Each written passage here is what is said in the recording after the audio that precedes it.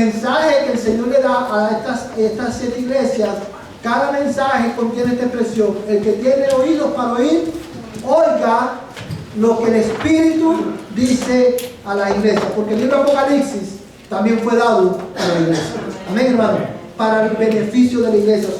Quiero que animarte a que ores y vengas preparado para escuchar también lo que el Señor quiere enseñarnos a través de este libro. Hermano, el otro anuncio que quiero hacer es que el día 25, que es el último domingo de este mes, vamos a tener nuestro servicio de preguntas y respuestas. Si usted tiene preguntas acerca de algo que hemos estado enseñando, seguramente va a tener muchas preguntas, porque vamos a empezar el libro de Apocalipsis próximamente. Todas las preguntas que usted tenga, pónganle en un papel y pónganle en el buzón a la entrada del templo, y ese día le vamos a dar respuesta. Hermanos, si esta noche tenemos nuestro servicio de Santa Cena, y quiero animar a todos los miembros de la iglesia, si usted tiene su copia del pacto de la iglesia, tráigala esta noche, porque esta noche, hermano, vamos a celebrar nuestra mesa del Señor, y es la primera vez que la vamos a celebrar con 3 nuevos miembros de nuestra iglesia. Esta noche, como parte de nuestra celebración, vamos a leer todos juntos el pacto de la iglesia. Quiero animarte a que, si tú lo tienes, lo traigas para que todos podamos participar de esta lectura. Amén, hermanos. Una vez más, como cada vez que anuncio la Santa Cena, el servicio está abierto ¿para quién? Para todos, porque es un servicio de adoración. Aunque solamente los miembros de la iglesia pueden participar de la mesa del Señor. Y la razón por la cual siempre enfatizamos esto, hermanos, es porque, hermanos, no es falta de amor hacia los que no son miembros de la iglesia. Más bien, es nuestra manera de mostrarle amor a aquellos que no son miembros de la iglesia. Porque dice la Biblia que el que come y bebe indignamente la mesa del Señor, juicio come y bebe para sí.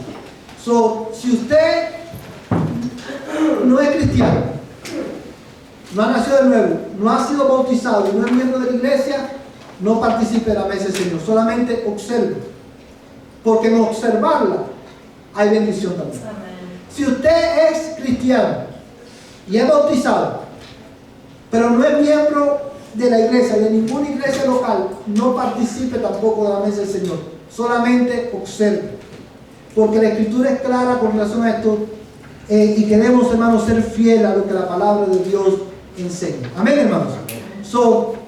Quiero invitarles a orar. Vamos a orar y vamos a pedir al Señor que Él hable nuestra vida a través de su palabra en esta mañana. Pídele al Señor que Él renueve tu fe a través del mensaje de este día. Padre, te damos gracias, oh Dios, por la oportunidad que tenemos de escuchar tu palabra ser predicada. Señor, sin temor, libremente, y por ese privilegio te damos gracias. Te damos gracias porque cada vez que nos reunimos alrededor de tu palabra, tu Espíritu Santo siempre habla a tu pueblo. Señor, y por esa bendición te damos gracias. En esta noche, en esta mañana, yo quiero rogarte, Señor, que tú una vez más ilumines nuestra mente y nuestros corazones para que podamos entender tu palabra. Y te ruego, Señor, que tú obres en nuestra voluntad para que podamos ponerla en práctica en este día. Yo te lo ruego, oh Padre, en el nombre de Jesús. Amado Padre Celestial, tú eres nuestro Dios. Señor, nuestras almas están sedientas de ti. Necesitamos conocerte más. Necesitamos oír tu voz una vez más en este día para no volvernos a la locura del mundo. Señor, pero también, Señor, quiero rogarte en esta mañana que tú nos ayudes para que nuestras almas encuentren reposo y paz en las verdades que hoy vamos a considerar en tu palabra. Danos la fe para creerla, Señor, y obra en nuestra voluntad para que podamos, Señor, descansar en ellas. En el nombre de Jesús, en el nombre que es sobre todo nombre, Señor. Amén y amén. Hermanos, qué bendición ha sido poder estudiar juntos, considerar juntos el libro de Daniel. Un libro, hermano, que está lleno de verdades acerca de Dios y acerca de su pueblo. Verdades que fueron relevantes para Daniel, pero han sido relevantes para toda la iglesia de todos los tiempos y todos los lugares. En esta mañana, como ya hemos anunciado, hermano, vamos a concluir nuestra exposición del libro de Daniel. Y hace 2 semanas, hermanos, comenzamos a considerar el capítulo 12 y vimos, hermanos, los primeros cuatro versículos. Y no sé cuántos de ustedes recordarán que ese mensaje lo titulamos Verdades que producen perseverancia. En esta mañana vamos a estar enfocando nuestra atención, amados hermanos, en los versículos 5 al 13.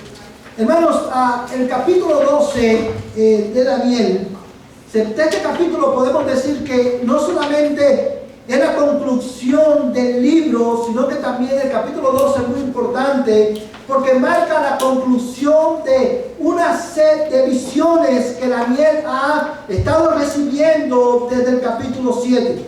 Y digo, hermano, que esto es importante resaltarlo porque cuando nosotros consideramos estos versículos que vamos a ver hoy, estos versículos constituyen la aplicación de las verdades y de la visión que Daniel ha estado recibiendo. Recuerden que estas visiones no son diferentes visiones, sino que es una visión que ha sido revelada desde diferentes puntos, desde diferentes perspectivas.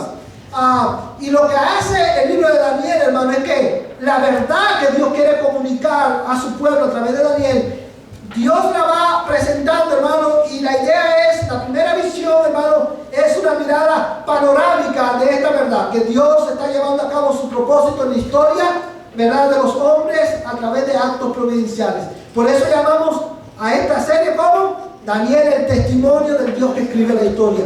Amados hermanos, y esta visión, esta verdad, cada visión lo que hace es que acerca más el zoom a esta visión y podemos ver con más claridad detalles de estos eventos que Dios llevaría a cabo en la historia de los hombres. Eventos que afectarían naciones, pero eventos también que afectarían a su pueblo. Y Dios quería comunicarnos esto a Daniel y a nosotros para que nosotros descansáramos en la verdad de que Dios es soberano.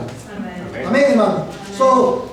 En estos versículos, hermanos, que vamos a estar considerando en esta mañana, como les decía, estos versos son la aplicación. Es la conclusión de no solamente el libro, sino de todas estas visiones. Y estos versículos 5 al 13, están estructurados alrededor de 2 preguntas. Una de las preguntas la hace un ángel y la otra pregunta la hace Daniel. Y ambas preguntas, hermanos, lo que tienen en común es que, hermanos, le quieren darle la respuesta a esta pregunta, da mayor claridad al propósito de Dios a través de estos actos que Él llevaría a cabo en la historia de la humanidad. Teniendo esto en nuestra mente, hoy, hermano, quiero compartir con ustedes un mensaje, hermano, titulado 2 verdades para concluir. 2 verdades para concluir. Porque la respuesta que encontramos a estas 2 preguntas que vemos en estos versículos, hermanos, contienen verdades que no solamente resumen el contenido del libro, sino que son verdades, hermanos, que han sido reveladas por Dios con el propósito de que la iglesia las atesore y que la iglesia las ponga en práctica. Por eso hemos titulado este mensaje 2 verdades para concluir. Porque estas 2 verdades, hermanos, lo repito, resumen. Cuando usted escuche el mensaje de hoy, usted va a escuchar principios bíblicos, usted va a escuchar, hermano, temas que no es la primera vez que lo vamos a tocar, porque Daniel nos lo viene enseñando a través de todo el libro. Estas verdades resumen el contenido del libro de Daniel, pero son verdades también que deben quedar grabadas en la mente y el corazón de la iglesia de Cristo de todos los tiempos. Hermanos, si algo, todo lo que hemos visto de Daniel es importante, pero si algo usted va a guardar y atesorar en su corazón, deben ser estas dos verdades que vamos a estar mirando. Porque usted atesora estas verdades, usted, hermano, no solamente va a entender, a tener un buen entendimiento del libro de Daniel, sino que también, hermano, estas verdades te van a ayudar a mantenerte firme en los días en que seamos, hermano, tribulados y afligidos por medio de Cristo. Estas verdades, hermano, tienen gran repercusión en la vida cristiana, en la manera en que nosotros vivimos en este mundo, hasta el día en que Cristo venga por nosotros. ¿Cuáles son estas dos verdades con las cuales el libro de Daniel concluye? Mi alma alaba al Señor, hermano, porque la primera verdad que vamos a estar considerando en esta mañana es esta: la soberanía de Dios, la razón de nuestra paz. La soberanía de Dios, la razón de nuestra paz. Uno de los atributos de Dios, hermano, que más es mencionado y enseñado en el libro de Daniel es precisamente el atributo de la soberanía de Dios. Y creo que podríamos decir sin equivocarnos, sin temor a equivocarnos, que aunque la soberanía de Dios es un atributo que lo vemos correr a través de toda la Biblia, lo bien es cierto que no hay un solo libro en la Biblia que resalte más el hecho de que Dios es soberano como el libro de Daniel. Hermano, cada capítulo transpira la soberanía de Dios. Y hermano, cuando nosotros leemos el libro en su totalidad, nos damos cuenta, hermano, que el libro no contiene buenas noticias. El libro contiene noticias, hermano, que no son agradables. Y Dios confronta, o Dios enseña a Daniel y a la iglesia, amados hermanos, que Dios es soberano con el propósito de que nosotros encontremos, hermano, paz en esa verdad, en días difíciles como los que vamos a vivir. No solamente en los días de aflicción por causa de Cristo. La soberanía de Dios es la razón por la cual la iglesia puede tener paz aun cuando ande en el valle de sombra de muerte. Amén, hermano. Y esta es una verdad, hermano, que Daniel en varias ocasiones la repite a través del pasaje de este libro, y termina el libro enfatizando esta verdad. De hecho, hermano, el domingo antes pasado aprendimos en los primeros 4 versículos que Dios es soberano, hermano, aún sobre el mal. Hemos aprendido que Dios es soberano sobre los reyes de este mundo. Hemos aprendido que Dios es soberano, hermano, sobre las naciones, que Él es el que levanta imperios y tumba imperios. Hemos aprendido que Dios es el que levanta reyes y quita reyes. Hemos aprendido, hermano, que Dios es soberano aún sobre las fuerzas del mal. Y Daniel quiere terminar impregnando esta verdad en la mente de cada uno de los creyentes. Déjame decirte algo, hermano. Antes de mostrarte dónde vemos esta verdad en este texto, quiero resaltar el hecho de que este libro fue escrito para la iglesia, para nosotros, lo que estamos viviendo los últimos tiempos. Y te lo voy a demostrar, hermano, en unos minutos, porque digo esto. Dice, mira por ejemplo el verso 9 por un momento. Dice, y él respondió: anda, Daniel, porque estas palabras están cerradas y selladas hasta el tiempo del fin. Cuando él recibe esta visión, la pregunta que Daniel le hace es: ¿cuál será el resultado de estas cosas? Y el Señor le responde: anda, Daniel, como diciendo, Daniel, esto no es para ti. Estas palabras están selladas y cerradas hasta el tiempo del fin. Y eso significa que esta profecía, el libro de Daniel, hermano, lo que está anunciado y revelado en este pasaje, las verdades que están reveladas en este libro, hermano, han sido guardadas, han sido preservadas para que en el devenir del tiempo, en el transcurso de la historia, todos los creyentes encuentren paz en medio de circunstancias difíciles, hermanos, basados, fundamentados en la verdad de que nuestro Dios es soberano. Hermanos, yo debo confesar, mientras estudiaba este pasaje, yo pensaba, Señor, volver a hablar de la soberanía de este atributo, como que se siente un poco repetitivo, porque hemos hablado de esto tantas veces en el libro de Daniel. Hermano, y meditando en esto, me di cuenta, hermano, que esto es una verdad que no la podemos repetir lo suficiente. Tú y yo necesitamos constantemente recordar que Dios es soberano. Ahora, ¿dónde vemos esta verdad en este pasaje? Mira el versículo 5, dice: entonces yo, Daniel, miré, y he aquí otros dos estaban de pie, uno a este lado del río y el otro al otro lado del río. Vamos a hacer una pausa aquí. Daniel está mirando esta visión y él ve dos ángeles que están uno al lado en cada orilla del río. Estamos hablando del río Tigris. Se recuerda que él estaba en la ribera del río cuando tuvo esta visión. Y dice que él ve estos dos seres evidentemente, hermanos, son seres angelicales. Y dice, hermano, entonces yo, Daniel, miré y aquí otros dos estaban de pie, uno a este lado del río y el otro al otro lado del río. Y uno de ellos dijo al hombre vestido de lino, que estaba sobre las aguas del río: ¿para cuándo será el fin de estas maravillas? Y oí al hombre vestido de lino que estaba sobre las aguas del río, que levantando su mano derecha y su mano izquierda al cielo, juró por aquel que vive para siempre, que será por un tiempo, tiempos y la mitad de un tiempo. Y cuando se termine la destrucción del poder del pueblo santo, se cumplirán todas estas cosas. Déjame, hermano, explicarte lo que está pasando en estos versículos.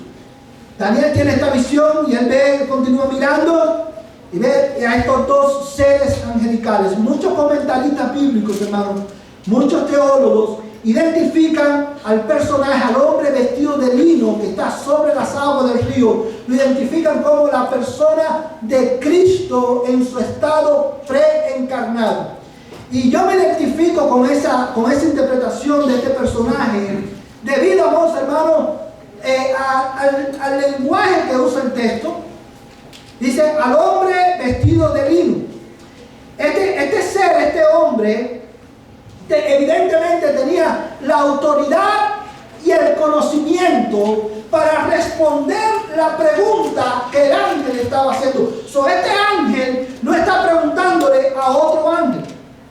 Este ángel está preguntando a alguien que evidentemente tiene, y enfatizo, la autoridad y el conocimiento para responder esta pregunta. ¿Y cuál era la pregunta? ¿Hasta cuándo será, para cuándo será el fin de estas maravillas? ¿De qué maravillas se está hablando? Amados hermanos, cuando nosotros usamos en este tiempo la palabra maravilla, cuando yo te digo, hermanos, el culto fue maravilloso, ¿cuál es la idea que nosotros recibimos? Que fue espectacularmente bueno. Oye, hermano, eso no. El hermano Requio se compró una casa maravillosa. Estamos diciendo que es, hermano, algo extremadamente bello, hermoso. Sin embargo, cuando el ángel aquí pregunta para cuándo será el fin de estas maravillas, la palabra maravilla se está refiriendo a la aflicción y a la persecución que el pueblo de Dios experimentaría, no solamente por medio de Antíoco Epífanes, sino a través de toda la historia, a través del espíritu del anticristo. Se está hablando, hermano, las maravillas a las que él se refiere es, hermano, la gran tribulación que el pueblo de Dios experimentaría a lo largo de la historia. Y usted se preguntará, ¿por qué la llama maravilla? Bueno, es que esta palabra en la Biblia también se usa para describir eventos que son extremadamente traumáticos. Eventos que son extremadamente, hermano, dolorosos y difíciles, que van más allá de muchas veces la comprensión humana. En ese sentido es que él lo llama maravilla. Ahora, lo que el ángel quiere saber y él pregunta es: ¿hasta cuándo el pueblo de Dios sufrirá esta persecución? Y el ángel y el Señor, hermano, le responde: yo quiero que tú veas la soberanía de Dios ilustrada y proclamada en este pasaje. Dice el texto, hermano, quiero que mires nuevamente en el verso 7, dice: y oí al hombre vestido de lino que estaba sobre las aguas del río. Esta expresión, estaba sobre las aguas del río, no está escrita ahí simplemente para describirnos cuál era la posición en la que estaba el Señor. Esta expresión tiene un mensaje mucho más profundo. No está escrita simplemente para decir que había un ángel en cada lado del río y el Señor estaba en el medio del río. No. Esta expresión, hermano, ilustra que Dios es soberano aún sobre el caos que ocurre en la tierra. Aún sobre el caos que el pueblo de Dios, hermano, experimenta en la tierra, aún en medio del caos de la persecución por la cual la iglesia pasaría, en medio de ese caos, Dios es soberano. Significando, hermano, que ese caos y esa aflicción no estaban fuera del propósito de Dios, no estaban fuera del control absoluto de Dios. Vamos, hermanos. Usted dirá: hermano, ¿cómo usted sabe eso? Bueno, el libro Apocalipsis nos lo enseña. Vamos a ir por un momento a Apocalipsis capítulo 21. Mira conmigo Apocalipsis capítulo 21.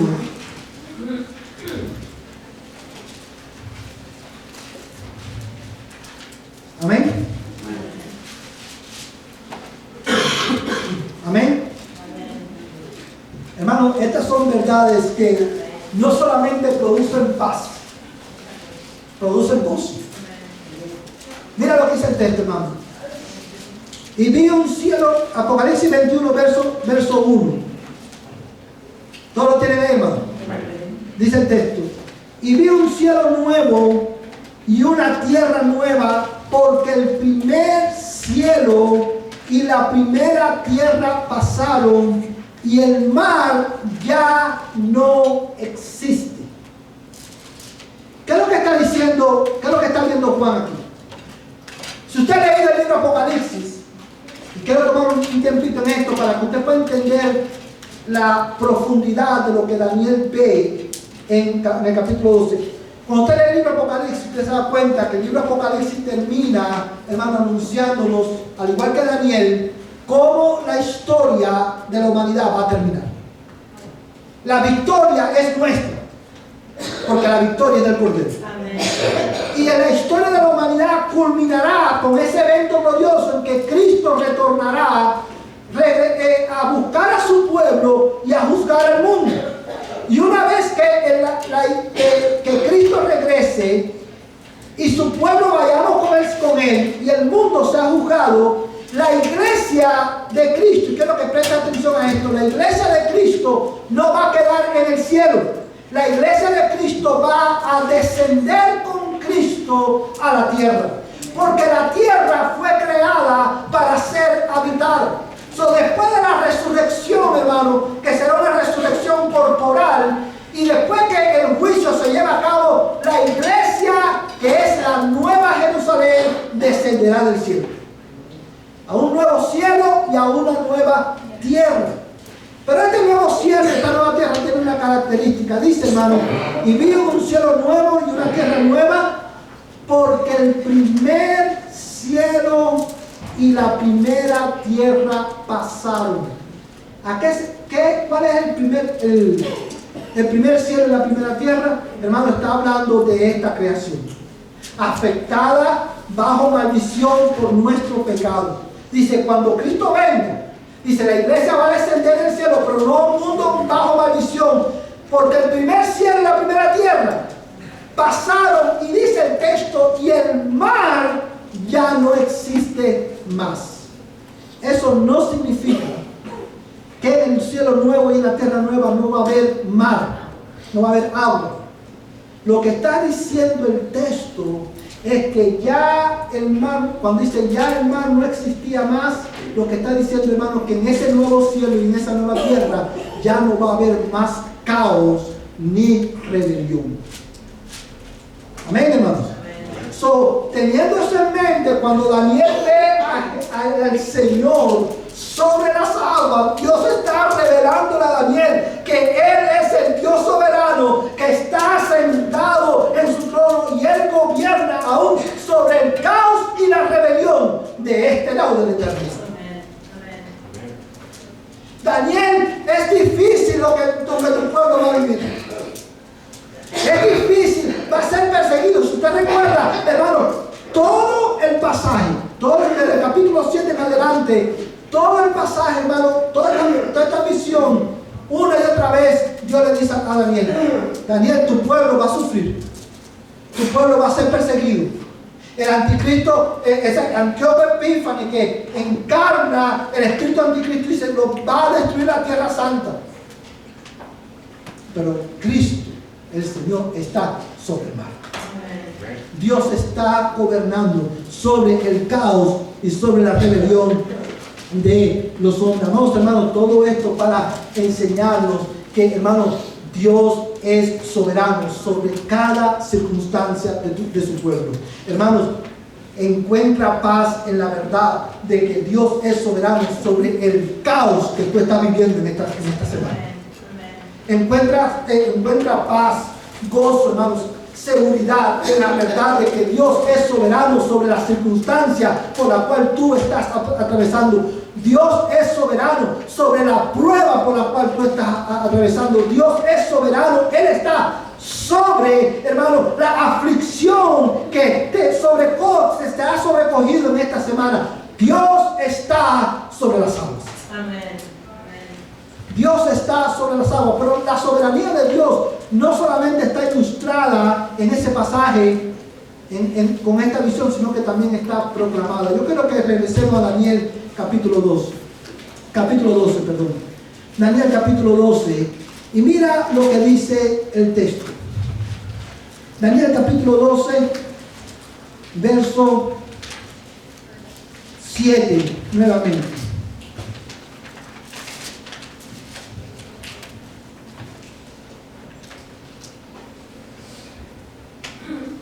Amén.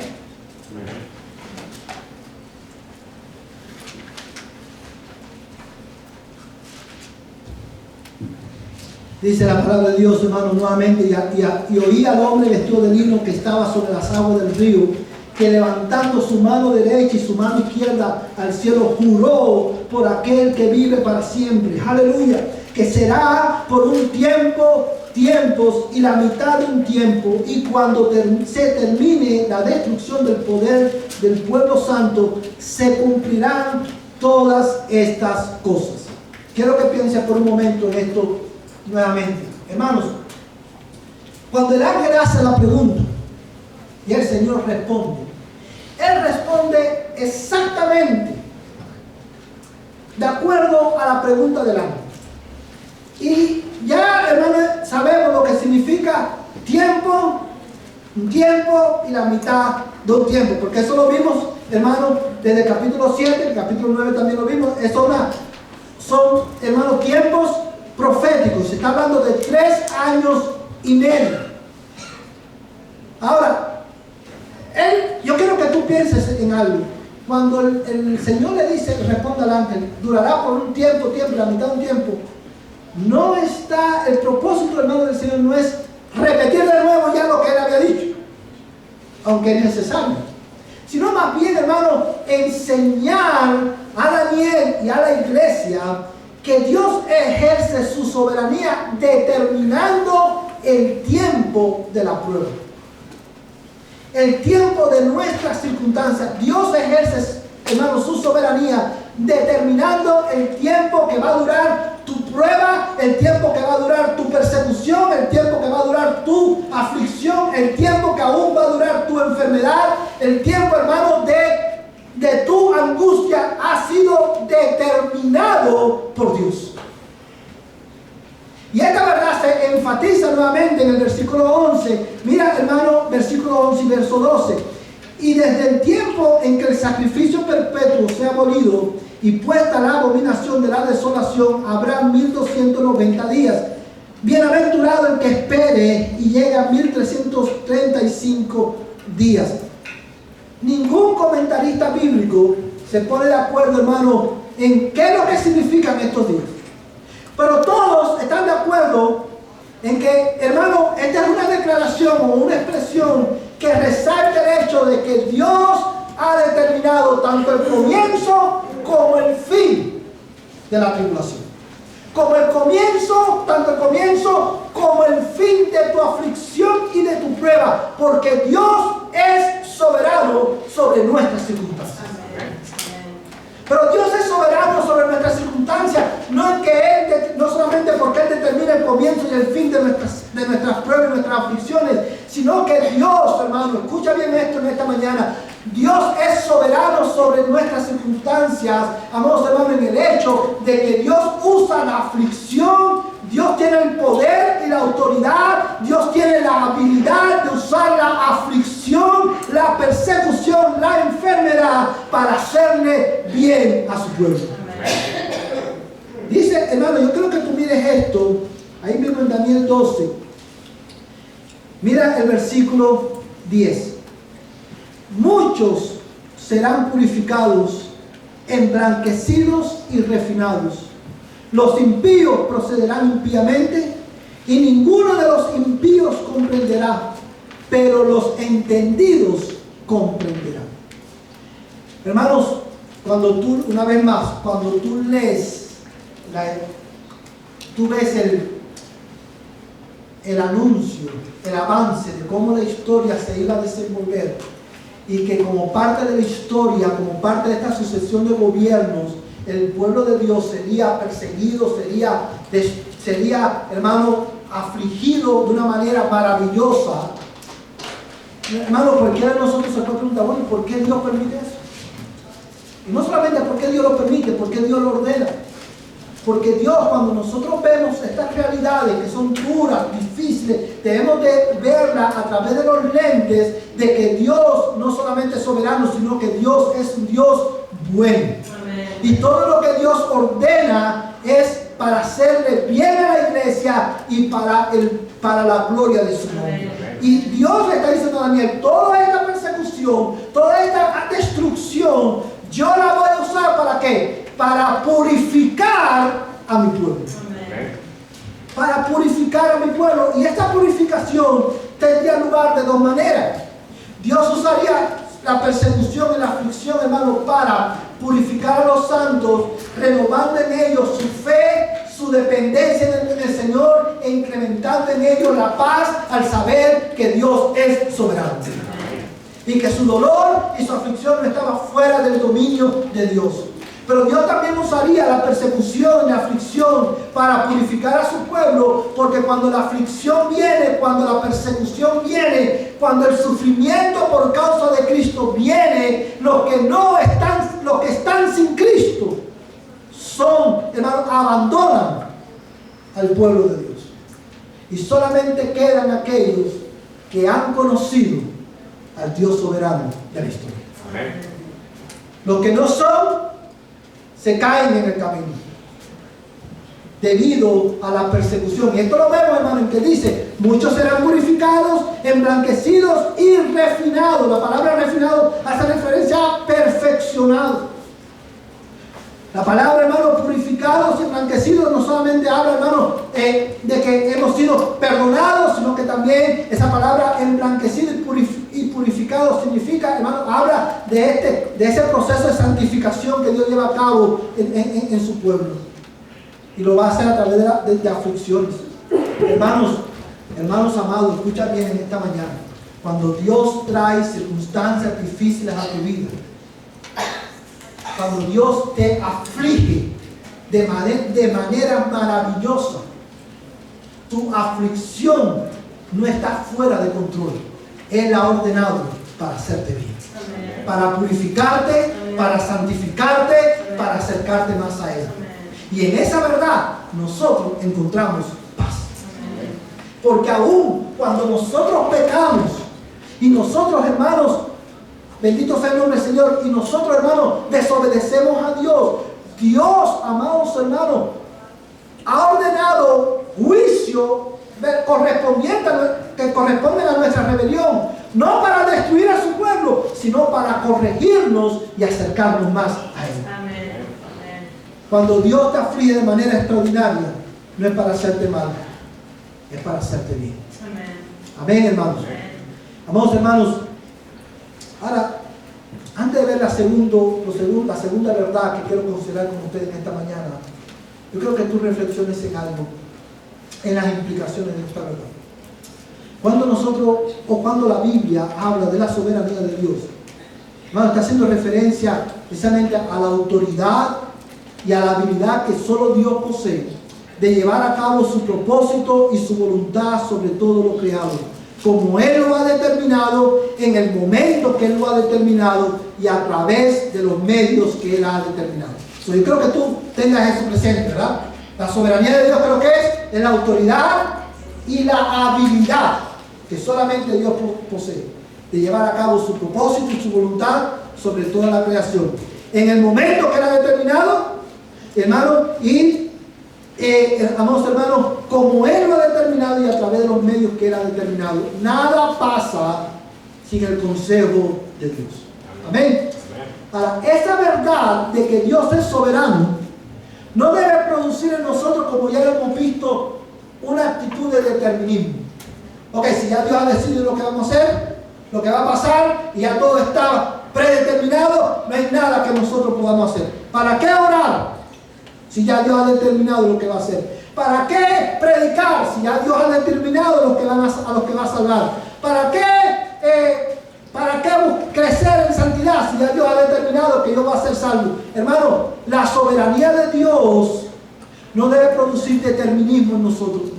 La soberanía de Dios es un atributo que debe de mover a la iglesia a orar sin cesar. Amén. Porque Dios, que es soberano, y Él solamente da la palabra y las cosas suceden como Él quiere, cuando Él quiere, en su soberanía Él usa medios ordinarios para hacer cosas extraordinarias. Y uno de los medios ordinarios es la oración. Nosotros oramos, aunque Dios va a hacer su voluntad y Dios es soberano, nosotros oramos, hermanos, porque sabemos que Dios va a hacer su propósito en nuestras vidas. Amén. Nosotros predicamos que Dios es soberano porque nosotros sabemos que en la soberanía de Dios ya Dios ha determinado salvar pecadores. ¿Y eso me debe mover a mí a qué? A predicar el Evangelio. Porque Dios es soberano, la iglesia debe orar sin cesar, predicar intencionalmente, y porque Dios es soberano, la iglesia debe crecer más y más en el conocimiento de Él. Porque de ahí, esa es la razón de nuestra paz. Amén. Hermanos, nosotros aún en el valle de sombra de muerte tenemos paz, no porque ignoramos nuestras circunstancias, no porque ignoramos ciegamente la crudeza de nuestra realidad. Los cristianos, y aún en el valle de sombra de muerte, tenemos paz porque sabemos que nuestro Dios está sobre las aguas.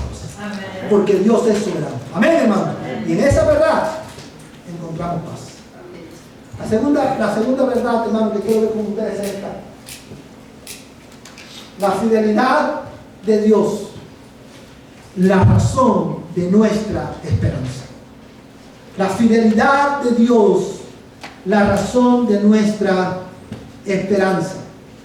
Amados hermanos, la fidelidad de Dios es otra de las perfecciones de Dios que vemos a través del libro de Daniel. Amados hermanos, sí, cuando hablamos de la fidelidad de Dios, o cuando la Biblia habla de la fidelidad de Dios, está haciendo referencia, hermano, a la veracidad, es un aspecto de la veracidad de Dios. Dios es fiel en que Él, hermano, no puede negarse a sí mismo. Él no puede contradecirse a sí mismo. Dios es fiel porque Él siempre cumplirá su palabra. Amén, hermanos. Dios es fiel en que Él, hermano, siempre va a cumplir lo que ha anunciado a su pueblo. Hermanos, el teólogo Luis Bergford decía de esta manera: la fidelidad de Dios, yo creo que tú escuches bien esto, hermano, es de suma importancia práctica para el pueblo de Dios. Es la base de su confianza, el fundamento de su esperanza y la causa de su regocijo. Les salva de la desesperación en la que fácilmente podría conducirles su propia infidelidad. Les da valor para seguir adelante a pesar de sus fracasos y llena sus corazones de alegres anticipaciones, incluso cuando son profundamente conscientes del hecho de que han perdido todos los derechos a las bendiciones de Dios. Y es por eso que decía, me gustó mucho cuando él decía, es la base de nuestra confianza y el fundamento de nuestra esperanza. Amados hermanos, y es precisamente de esto que esto lo vemos a lo largo del libro de Daniel. Hermano, la historia de los hombres, la historia de la humanidad es como un gran canvas donde está pintado, donde está rotulado con letras brillantes: Dios es soberano, Dios es fiel. Y porque Dios es fiel, la iglesia puede tener esperanza aún en el caos.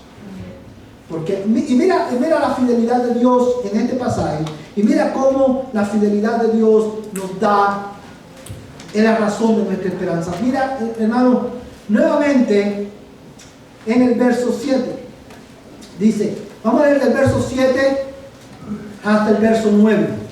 Y oí al hombre vestido de lino que estaba sobre las aguas del río, que levantando su mano derecha y su mano izquierda al cielo, juró por aquel que vive para siempre, que será por un tiempo, sin mitad de un tiempo. Y cuando se termine la destrucción del poder del pueblo santo, se cumplirán todas estas cosas. Yo oí, pero no pude entender. Entonces dije, Señor mío, ¿cuál será el resultado de estas cosas? Y esta es la segunda pregunta que aparece en el libro, en esta porción, y es la pregunta de Daniel. Daniel no podía entender. Y él le pregunta, Señor, ¿cuál es el resultado? ¿Qué va a resultar de todo esto que yo estoy viendo? Y el Señor le responde, y él respondió, anda Daniel, porque estas palabras están cerradas y selladas hasta el tiempo del fin. Quiero que consideres conmigo por un momento lo que acabamos de leer. Dice Daniel que él ve al hombre vestido de lino. Cuando él le responde al ángel la pregunta, dice que levantó su mano derecha y su mano izquierda y juró por el que vive para siempre. Amén. Quiero que piensen esto por un momento.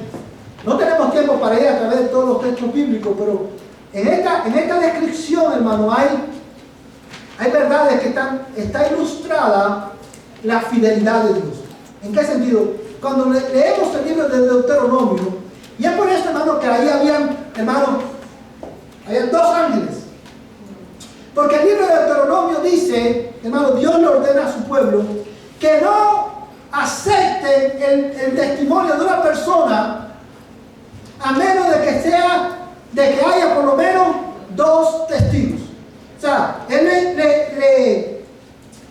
le instruye al pueblo: no aceptes cargos contra otra persona a menos de que haya dos testigos que testifiquen de lo que esa persona está diciendo es verdad. En otras palabras, lo que le está diciendo es: si viene alguien a acusar al hermano Ubaldo, no acepta la acusación a menos de que hayan dos personas que verifiquen que la acusación es verdadera.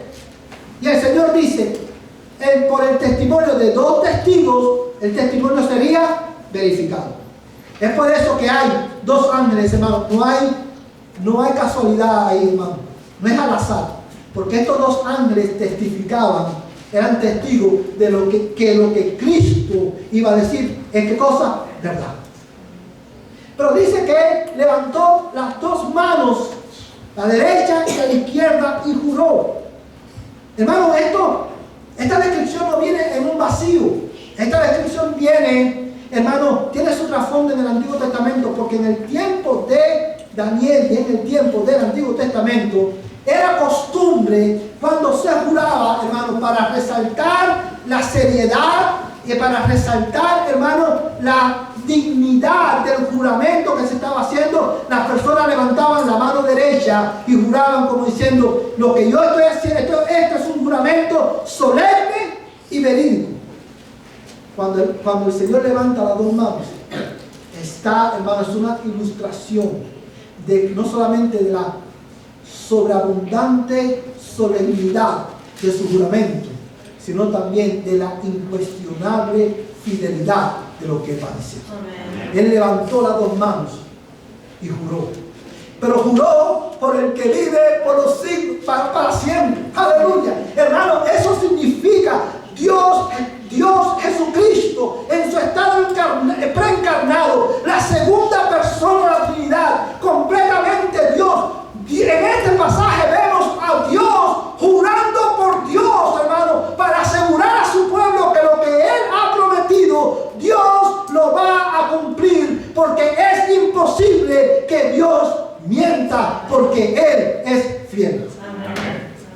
Amados hermanos, y en este pasaje vemos que Dios es fiel, mostraría su fidelidad, hermano, en el sentido de que en el cumplimiento del tiempo, Dios juzgaría a aquellos que han perseguido a su pueblo por causa de Cristo, como está testificado en su palabra. Cuando tú lees, hermano, las visiones de Daniel, usted se da cuenta que cuando habla de Antíoco Epífanes, dice: Él hará lo que le plazca.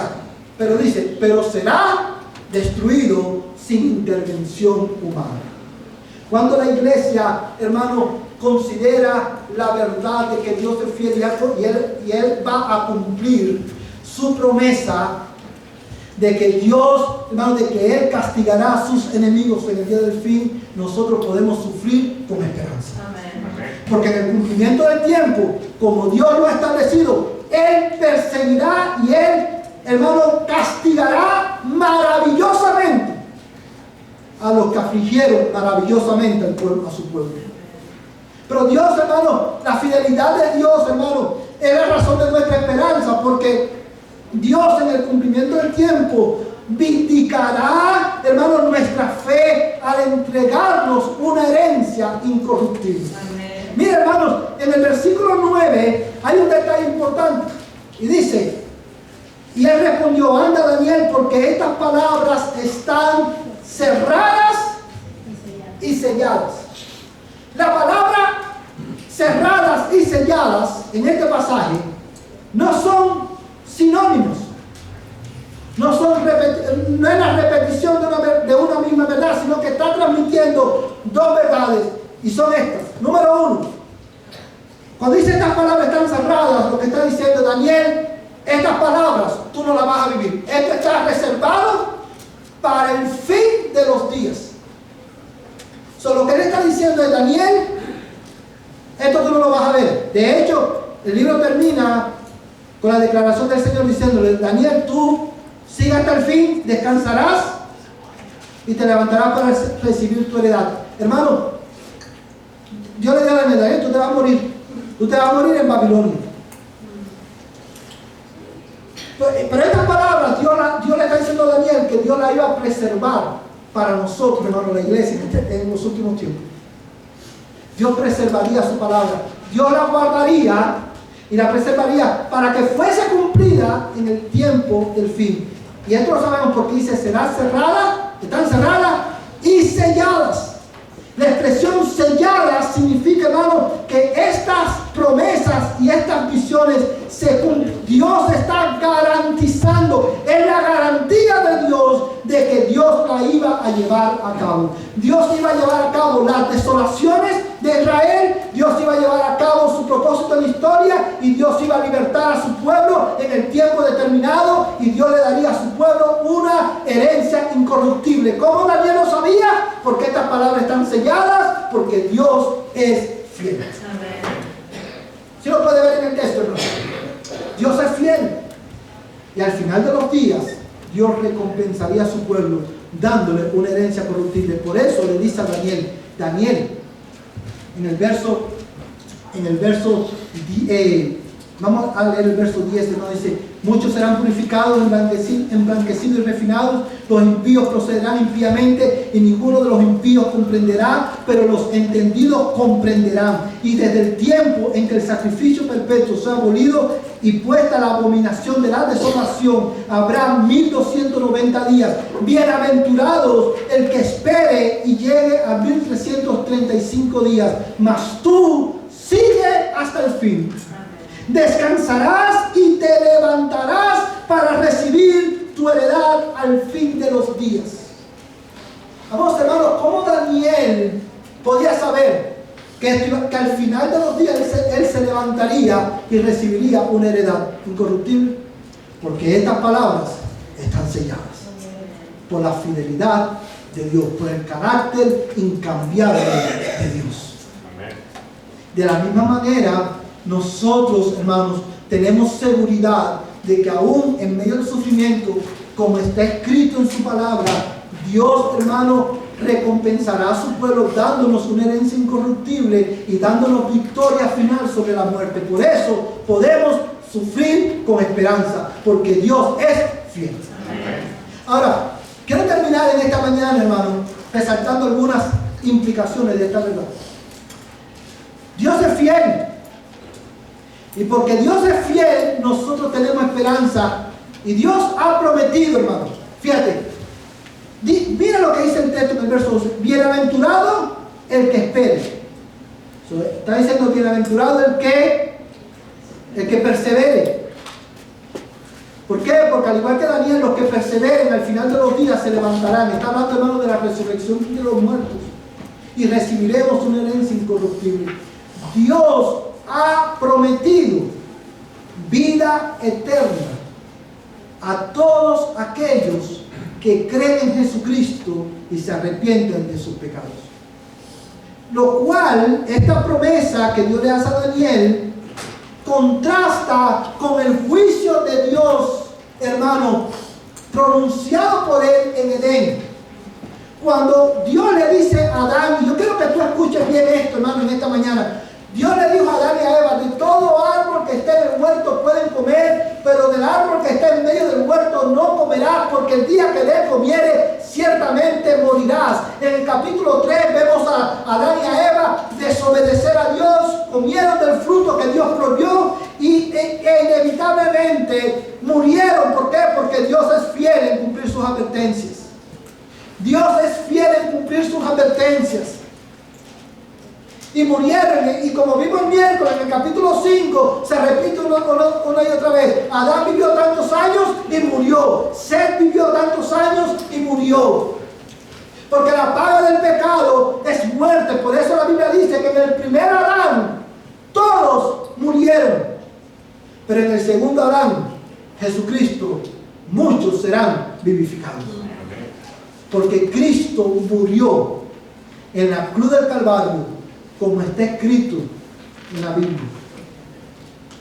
Murió, fue enterrado conforme a las Escrituras. Y resucitó al tercer día conforme a las Escrituras. Y regresará por su pueblo conforme a las Escrituras. Y en aquel día nos levantaremos del polvo y recibiremos nuestra heredad. ¿Por qué lo sabemos? Porque Dios es fiel. Por eso en medio del sufrimiento nosotros tenemos esperanza. Amén. Pero si tú estás en esta mañana sin Cristo, tú no tienes esperanza. Tu única esperanza es una esperanza banal de que tu vida de alguna manera va a mejorar de este lado de la eternidad. Pero eso es una esperanza banal, porque es una esperanza temporal y que es simplemente el deseo de tu corazón. Si tú estás sin Cristo en esta mañana, dice la Biblia, y Daniel, y quiero terminar con este versículo, quiero que regreses por un momento a Daniel capítulo 12, verso 2, dice: y muchos de los que duermen en el polvo de la tierra despertarán, unos para vida eterna y otros para la ignominia, para el desprecio eterno. Está hablando de la resurrección de los muertos. Si tú estás en Cristo sin Cristo en esta mañana, en ese día final tú vas a resucitar también. La vida no se termina con la muerte. Y tú vas a tener que enfrentar a Dios. Y vas a tener que dar cuenta a Dios por tu vida. Y ese día, si tú te mueres sin Cristo, ese día no va a ser un juicio para tratar de demostrar tu inocencia. Es un juicio para presentar delante de ti las razones y la evidencia por la cual tú vas a ir al infierno. Pero tú ese momento lo puedes evitar si tan solamente tú crees en Jesucristo y te arrepientes de tu pecado. Él es el segundo Adán, en quien hay vida eterna. Es por eso que yo te ruego hoy que vengas a Cristo, mi amigo. Arrepiéntete de tu pecado. Cree en Jesucristo. Tu pecado te llevará al infierno. Une tu vida a Cristo hoy y tendrás vida eterna. ¿Quieres responder en esta mañana al llamado de Cristo? Porque Dios te está llamando. Arrepiéntete y cree. Hoy es el día de salvación. La soberanía de Dios es la razón, amados hermanos, es la razón por la cual nosotros tenemos paz. La soberanía de Dios es la razón de nuestra paz. La fidelidad de Dios es la razón de nuestra esperanza. Porque Dios es fiel. Mi amada iglesia, tú y yo debemos también ser fieles. Porque Dios es fiel. En esta semana tú y yo debemos reflejar su carácter en el mundo, obedeciendo su palabra y llevando a cabo la gran comisión. Porque Dios es fiel y cumplirá sus advertencias y sus promesas. Tú y yo, mi amada iglesia, tú y yo en esta semana intencionalmente debemos salir y buscar a los perdidos y predicarle a Cristo y anunciarle las maravillas de la salvación del Señor. Porque Dios es fiel. Porque Dios es fiel. Tú y yo debemos en esta semana ser intencionales en buscar su rostro y obedecer su palabra. Vamos a ponerlo en pie. Y vamos a responder a esta verdad. Aleluya. Y vamos a cantar al Señor. Hermano, vamos a terminar cantando Mi esperanza está en Jesús. ¿Sabes por qué podemos cantar esto? Porque Dios es soberano y porque Dios es fiel.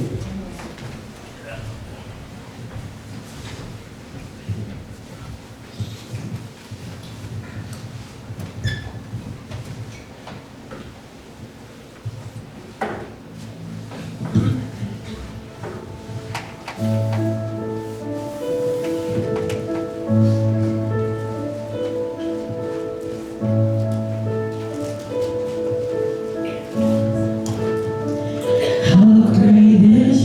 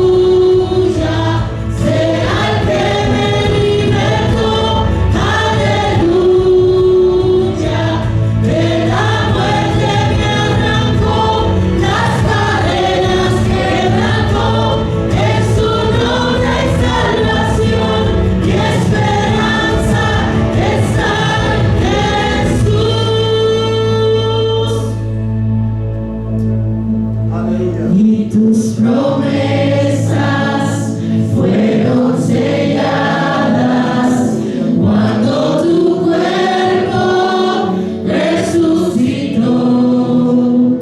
Desde el silencio tu gran rugido quebró el poder de la muerte en ti.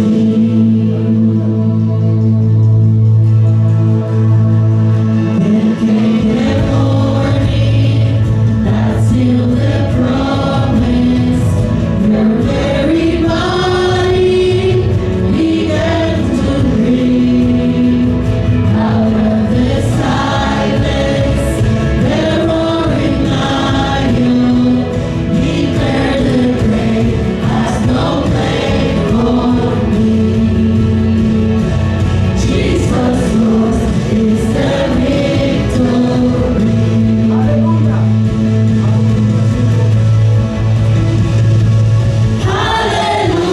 Hallelujah, praise the one who set me free. Hallelujah,